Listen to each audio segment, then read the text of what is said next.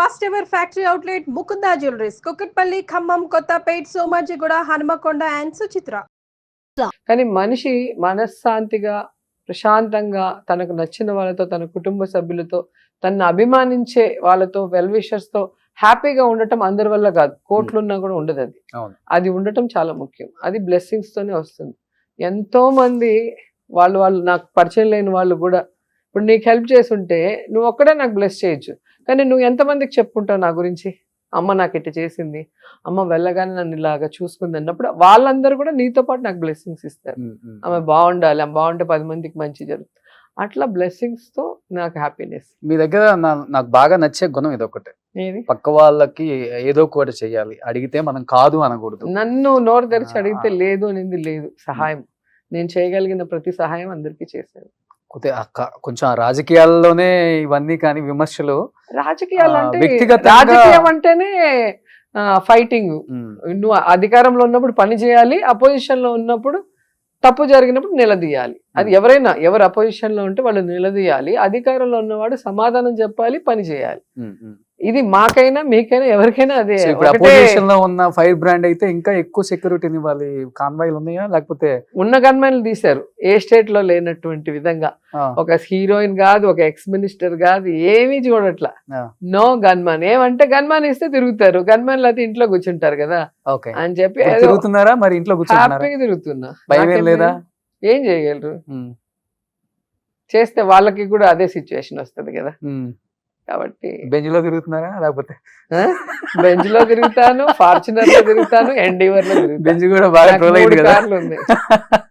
మీరు చెప్పండి, ఒక యాంకర్ గా మీకే అంత పెద్ద కారు ఉన్నప్పుడు 150 సినిమాలు చేస్తే నాకుంటే ఉండాలి. నేను అదే అంటున్నాను, దాన్ని ట్రోల్ చేస్తారంటే వాళ్ళు ఎంత ఎదవలో మీరు చెప్పాలి. ఇది కానీ మీ మెయింటెనెన్స్ అవుతుంది ఒక 5-6 లక్షల నెలకి, చీరలకి, జ్యువెలరీకి, వీటికి అవుతుంది అంతే కదా. జ్యువెలరీ బర్త్డే కొనుక్కుంటాను ఎవ్రీ నెలకి ఎంత అయితే మీకు హ్యాపీగా ఉంటారు? ఒక 3-4 lakhs అంతే. చిన్న 5 lakhs అంతే. సో నాకు ఎక్కువ భోజనాలకే అవుతుంది. వచ్చిన వాళ్ళకి భోజనాలు పెట్టడానికి డబ్బులు ఎక్కువ అవుతుంది. ఇప్పటికి నాకు ఎవరింటికి వచ్చినా కూడా వాళ్ళు సంతృప్తిగా తిని హ్యాపీగా వాళ్ళు వెళ్ళాలి. అంటే మన ఇంటికి వచ్చామన్న ఫీల్ వాళ్ళు ఉండాలి. అది నాకు బాగా ఇష్టం. ఎవ్రీ వెడ్నెస్డే మీ నియోజకవర్గంలో ప్రెగ్నెంట్ లేడీస్ కి ఫుడ్ పెడుతున్నారు కదా, అది బాగా నచ్చింది. నాకు చాలా ఇష్టం అది కూడా. ఎందుకంటే నేను ప్రెగ్నెంట్ గా ఉన్నప్పుడు నాకు తెలుసు కదా ఆకలి ఎక్కువగా ఉంటుంది. అండ్ వీళ్ళు మార్నింగ్ వచ్చేస్తారు స్కానింగ్ కి హాస్పిటల్స్ కి, విలేజెస్ నుండి. సో వాళ్ళు ఇంటికి వెళ్ళే కొద్దికి ఈవినింగ్ అవుతుంది. అందుకని వాళ్ళకి వేడిగా quality food with egg, banana, చిక్కీతో కూడా పెడతాను నేను. అది నాకు మనసుకి సంతృప్తి. ఇప్పటికి కూడా చేస్తున్నాను, ఇప్పటికి కూడా. సూపర్. అది నాకు మనసుకు సంతృప్తినిచ్చే విషయం.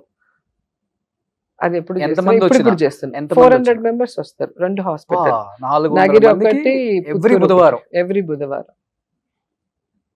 ఆశీస్సులు ఉంటాయి. ఇప్పుడు ప్రెగ్నెంట్ లేడీయే కదా, ఆమెతో వచ్చే వాళ్ళ హస్బెండ్ లేదా మదర్, అత్త ఎవరు వస్తారు, వాళ్ళు కూడా తింటారు. ఓకే, ఎవరికి లేదని చెప్పము. సో ఇప్పుడు ఇన్కమ్ సోర్స్ ఏంటండి? అంటే ఇప్పుడు రాజకీయాల్లోకి వచ్చిన తర్వాత ఉన్నదే పోగొట్టుకున్నానని చెప్పారు కాబట్టి, అన్ని పోయినా చెన్నైలో ఒక 500 నుంచి 700 కోట్ల ఆస్తులు ఉంటాయి రోజా గారిది అనేది ఒక టాక్. నీకు కావాలా? సో అప్పుడులోనే గ్రౌండ్లు కొనేసారు ఆమె హీరోయిన్ ఉన్నప్పుడే.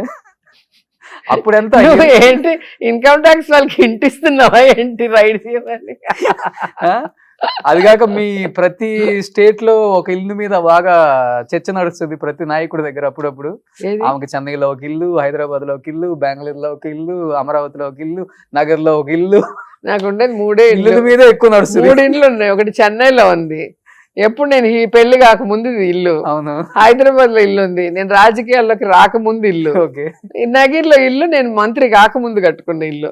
ఉన్నది 3 ఇల్లు. నేను పోయి హోటల్లో ఉండలేను, ఎవరింట్లో ఎక్కువ రోజులు ఉండలేను కదా లేడీ. నాకు కంఫర్ట్, నా ఇల్లు అయితే నాకు బాగుంటుంది కాబట్టి కట్టుకున్నాను కొని. పోనీ నేను అధికారంలోకి వచ్చాక కడితే అన్నా ఇట్లాంటి నిద్రలు మామూలే పాపము వేయటము. కానీ అధికారంలో రాకముందు కట్టిన వాటికి కూడా ఏడిస్తే నేనేం చేయాలి? పాలిటిక్స్ రాకముందు, సినిమాకి రాకముందు ఇంటికి కూడా ఏడుస్తున్నారు. ఇంకేం చెప్తాం? ఇప్పుడు ఫైనాన్షియల్ గా అంటే ఏడవటం ఫిక్స్ అయిపోయారు అపోజిషన్. ఆ ఏడవటానికి కారణాలు ఎత్తుకుంటూ ఉంటారు అంతే వాళ్ళు. ఫైనాన్షియల్ గా ఎక్కువ శెల్వా గారు చూసుకుంటారా? ఏది కావాలన్నా కానీ ఆయనే కదా మొగుడు, ఇంటికి పెద్ద అమలేందో ఏం పక్కింటి ఆయన చూసుకున్నట్టు సెల్వా గారే చూసుకుంటారా ఆయన చూసుకోవాలి. మరి పెళ్లి చేసుకుంటే హీరోయిన్ మాటలా ఊరికేనా? మా ఆయన అంటే అమ్మో ఇంత కాస్ట్లీ అంటే, మరి లవ్ చేసేటప్పుడు తెలీదా ఎందుకు చేసుకున్నావు హీరోయిన్ అనేది? మా ఆయన ఆచితూచి ఖర్చు పెడతారా? చాలా డౌన్ టు ఎర్త్ ఉంటారు, సింపుల్ లైఫ్ అయింది. ఓకే. నా కూతురు దెబ్బకి నా దెబ్బకి ఆయన కష్టం. నేను ఈ డబ్బులు సంవత్సరం వాడుకుంటా, మీకు ఒక నెలకు రాదంటాడు. ఎక్కడైనా బర్త్డే పార్టీ అంటే గ్రాండ్ గా అందరు పిలుస్తాం, మంచిగా నాగలు అంట. ఆయన ఒకటి కొంచెం కొంచెం ఎత్తి పెట్టుకుంటాడు, మేము దాన్ని స్వా చేస్తూ షాపింగ్ అని. ఓకే. సో మీకేమో ఉన్న దాంట్లో జాగ్రత్తగా హ్యాపీగా ఎంజాయ్ చేసి బతకటం ఉన్నంత వరకు హ్యాపీ. బ్యాంకుల్లో బ్యాలెన్స్లు అవన్నీ మనకి అవి ఎవడో మన తర్వాత తినేవాడికి ఎత్తి పెట్టినట్టు ఉంటుంది. మనం ఉండడానికి మంచి ఇల్లు, కారు, హ్యాపీగా పిల్లలతో రెస్టారెంట్ కో షాప్ కో వెళ్తే ఏదైనా వాళ్ళు అడిగింది కొనిచ్చే అంత హ్యాపీనెస్ ఉండాలి కదా. ఎత్తి పెట్టుకుని ఏం చేస్తాం అంతా కూడా.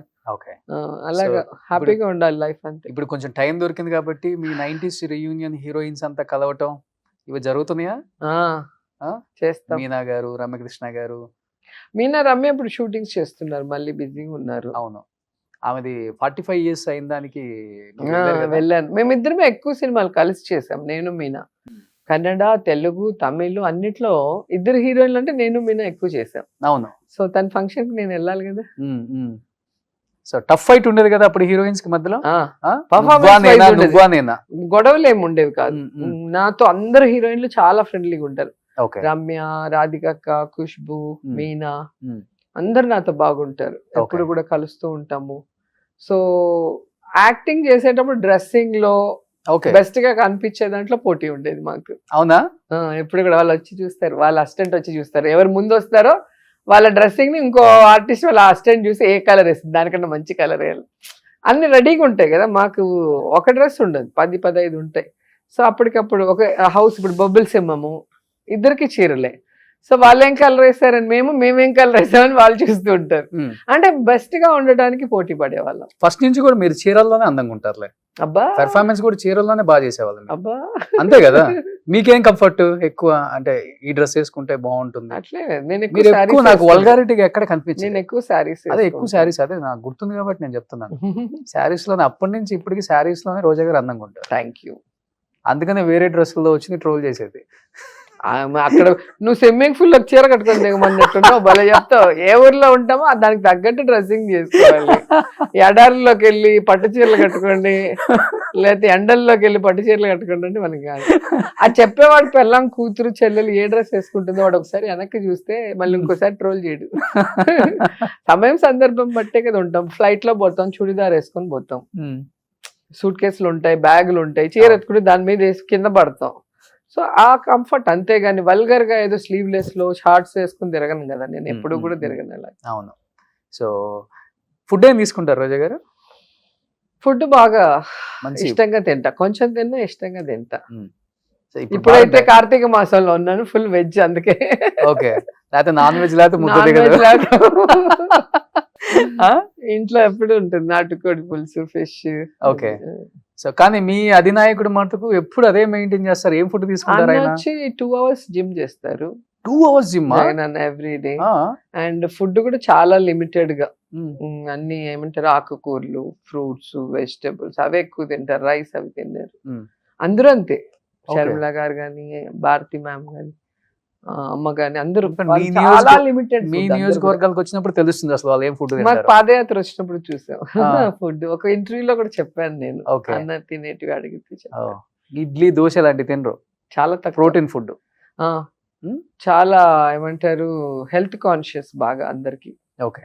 వాళ్ళందరూ కూడా అలాగే ఉంటారు. సో పాలు కూడా ఏదో 1 లీటర్ పాలు 1 గ్లాస్ అవుతుంది, అల్లం వేసి మరగబెట్టి తాగుతారు. మీరు ఫాలో అయ్యారు నెక్స్ట్ అదేమన్నా ఆయన డైట్ ని? ఫాలో అవట్లే మీరు? ఇంకా నేను బాగా తింటాను, ఫుడ్ ఇష్టం ఫస్ట్ నుంచి కూడా బాగా ఇష్టం. వెంకటేష్ గారు ఇలా చూసేవాళ్ళు, ఇంత పెద్ద క్యారేజ్ వచ్చేది, అందరం కూర్చొని తినేవాళ్ళం. నాతో షూటింగ్ ఉందంటే అందరికి భోజనాలు. అలా ప్రభు గారు, శివాజీ గణేష్ వాళ్ళ అబ్బాయి ఉంటే అందరికి భోజనాలు. అట్లా మేము ఎంజాయ్ చేయడమే కాకుండా ఫుడ్ అందరికి పెడతాం. ఓకే. వెంకటేష్ సార్ వాళ్ళంతా కూడా లిమిటెడ్ ఫుడ్ తింటారా, వాళ్ళు మా క్యారేజ్ చూస్తే ఇట్లా చూస్తారు, హీరోయిన్ ఏంటి